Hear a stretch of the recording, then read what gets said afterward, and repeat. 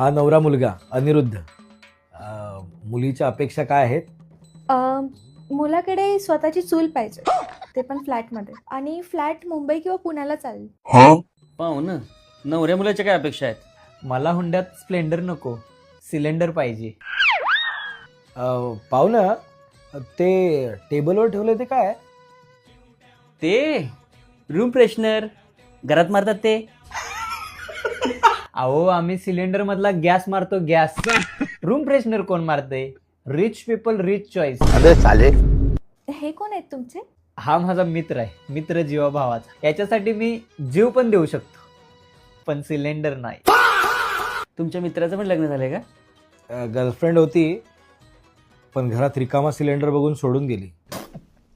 पण आता मी EMI वर सिलेंडर घेणार आणि स्टेटसला पण टाकणार, न्यू फॅमिली मेंबर ॲडेड. आणि आमच्या मित्राला हलक्यात नका घेऊ हा.